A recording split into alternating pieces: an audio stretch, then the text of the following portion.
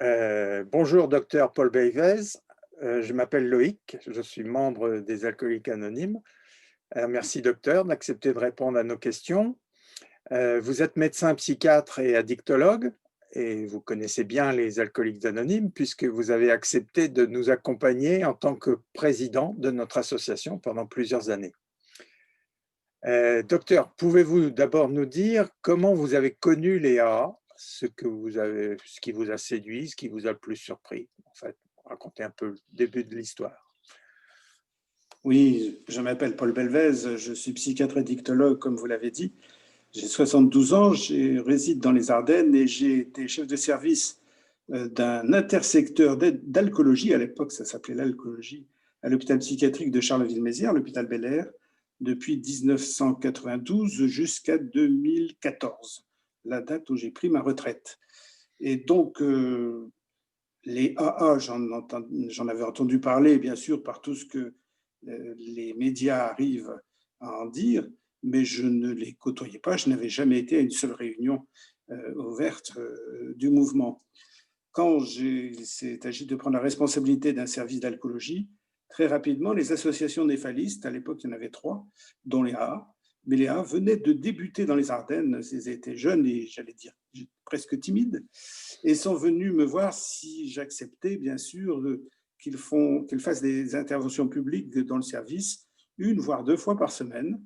J'ai tout de suite donné mon accord et j'ai demandé à l'ensemble des personnels du service aussi de réserver un bon accueil à ces mouvements, et en particulier à AA, en leur demandant simplement, au début surtout, d'accepter la présence d'un infirmier ou d'une infirmière pendant ces réunions d'information publique, les IP.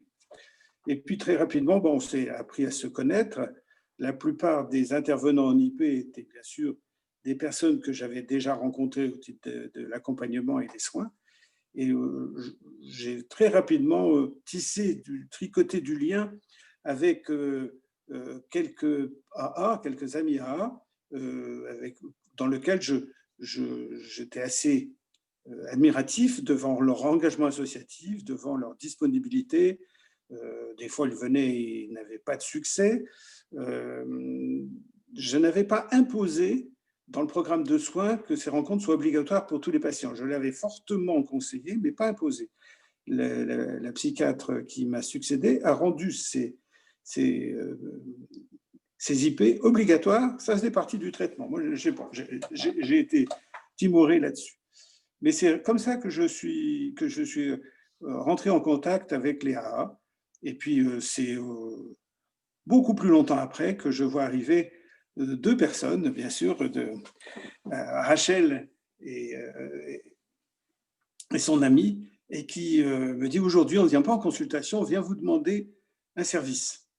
Et j'aurais demandé de quoi il s'agissait. Auriez-vous la gentillesse de devenir administrateur de notre association? J'ai dit, ça consiste en quoi? Il me dit, écoutez, le mieux, c'est que vous contactiez Emmanuel Palomino, qui est notre président actuel. Il va vous expliquer en détail, mais c'est 4-5 réunions par an à Paris, c'est un congrès, c'est une conférence, etc. Sur le principe, d'abord flatté, bien sûr, parce que c'est quand même, je prenais ça comme peut-être une dimension, pas forcément honorifique, mais une forme de témoignage de reconnaissance par rapport au service rendu en alcoolologie. Et puis donc, je suis rentré, je me souviens, à cette première rencontre à Campo Formio avec Emmanuel Palomino, puis avec le bureau. Là, c'était beaucoup plus impressionnant. Et puis alors, cette grand-messe de l'AG ou de la conférence qui s'est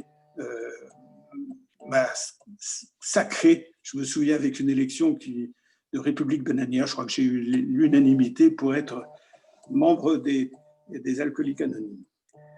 Voilà le constat. Je disais, moi, je suis un alcoologue anonyme, une formule que prenait Emmanuel Palomino aussi, je le plagie, un alcoologue anonyme, et je veux dire,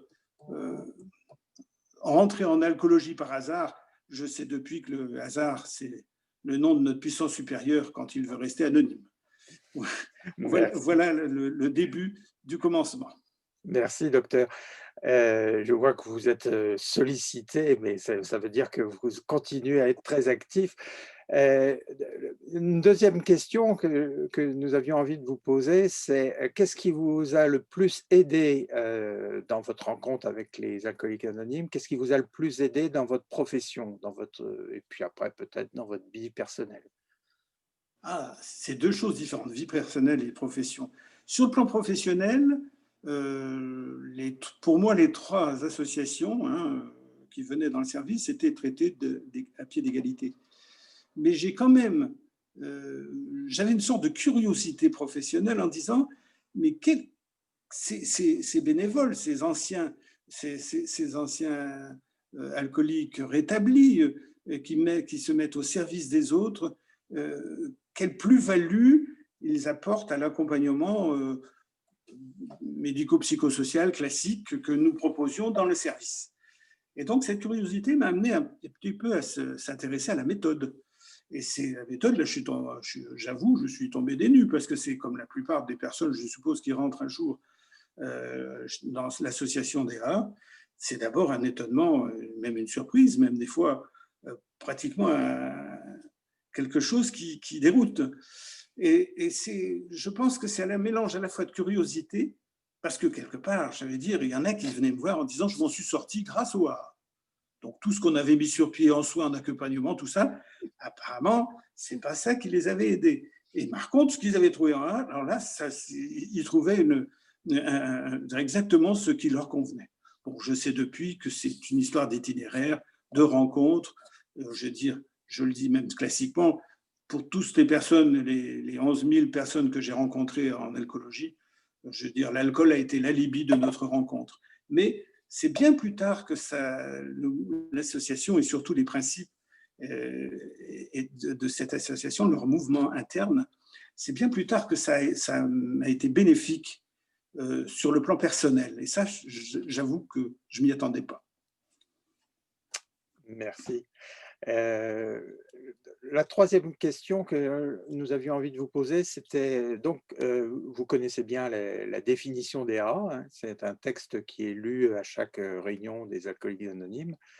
Et après la petite lecture que je vais vous refaire, que vous connaissez par cœur sans doute, je vous demanderai s'il y a un point qui vous inspire particulièrement, un aspect de cette présentation des A qui est faite en début de chaque réunion. Les alcooliques anonymes sont une association d'hommes et de femmes qui partagent entre eux leur expérience, leurs forces et leur espoir dans le but de résoudre leurs problèmes communs et d'aider d'autres alcooliques à se rétablir. Le désir d'arrêter de boire est la seule condition pour devenir membre des AA. Les AA ne demandent ni cotisation ni droit d'entrée, nous nous finançons par nos propres contributions.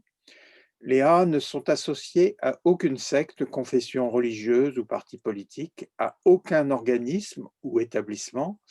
Ils ne désirent s'engager dans aucune controverse, ils n'endossent et ne contestent aucune cause. Notre but premier est de demeurer abstinent et d'aider d'autres alcooliques à le devenir. Alors, à vous. Oui, cette déclaration a le mérite d'avoir fait preuve à la fois d'une très grande humilité et en même temps, j'allais dire, de garder fidèlement une grande fidélité aux principes qui régissent l'association des A, la non-appartenance, la non-affiliation. Et ça, tout au long des 8 ans et demi de présidence, je n'ai fait que constater que c'est quelque chose de très fort dans l'association. Mais cette disponibilité, cette main tendue vers les alcooliques, quel que soit leur parcours, parce que je veux dire, le parcours d'une alcoolodépendance, ça prend des années, mais cette disponibilité sans retour, je veux dire, simplement être disponible, aider l'alcoolique qui souffre encore, avec bien sûr l'apportant comme unique force apparente leur témoignage. Et ce témoignage, je veux dire, pour en avoir écouté quand même un certain nombre, m'ont toujours quelquefois complètement bouleversé, parce que ce sont des témoignages de souffrance, mais aussi de reconnaissance et d'espoir. Des personnes qui se sont sorties d'une dépendance à l'alcool par le biais de l'association Alcooliques Anonymes ont tous à peu près cette forme de reconnaissance à la fois vis-à-vis de l'association, mais aussi vis-à-vis des principes qui la régissent. C'est un petit peu ça qui me donne, que je retiens le plus dans cette déclaration, un mélange d'humilité, de force et de conviction, et tout en restant fidèle à des principes intangibles. Merci, docteur. Notre dernière question, mais vous pourrez ajouter d'autres commentaires, mais en fait, cette petite vidéo s'adresse aux professionnels, aux personnes qui viennent en aide aux alcooliques anonymes ou qui acceptent de collaborer avec cette association où, en fait, il y a une complémentarité qui est organisée avec, comme vous le disiez, avec les associations et pas seulement la nôtre. Pour conclure en une phrase ou en un paragraphe, on va dire, pourriez-vous formuler pour les professionnels, pour vos collègues, ce que vous avez envie de leur dire à propos des alcooliques anonymes? J'ai envie de leur dire, de leur témoigner l'importance de se rendre dans une réunion ouverte, donc localement, dans l'endroit où ils sont, leur centre d'alcoolologie ou leur lieu de consultation, mais également, surtout, moi, ce qui m'a marqué, c'est mon premier congrès. C'était jouer les tours, c'était près de 1000 personnes, et cette atmosphère de personnes toutes alcooliques rétablies, cette atmosphère détendue, souriante, cette efficacité, c'est ce souci du détail poussé dans des infinis recoins, et surtout la qualité de l'accueil. J'ai toujours été accueilli, nous qualifiés les alliés naturels, avec beaucoup de reconnaissance, même s'il faut bien l'avouer, je ne connais aucune méthode, aucune technique qui soit 100% efficace pour qu'une personne puisse définitivement poser son verre. Je sais que je fais partie d'un processus, je suis parfois un agitateur de curiosité, mais surtout dire à tous ces professionnels de santé, allez à un congrès et faites-vous votre propre opinion. Vous allez peut-être découvrir des choses qui vont au-delà de l'étonnement, qui vont peut-être vous bouleverser. Grand merci à vous, docteur Paul Belvez, et puis à très bientôt. Je pense que nous allons continuer à cheminer ensemble. Merci à vous et bonne fin de journée. Au revoir. Merci. Au revoir, merci beaucoup.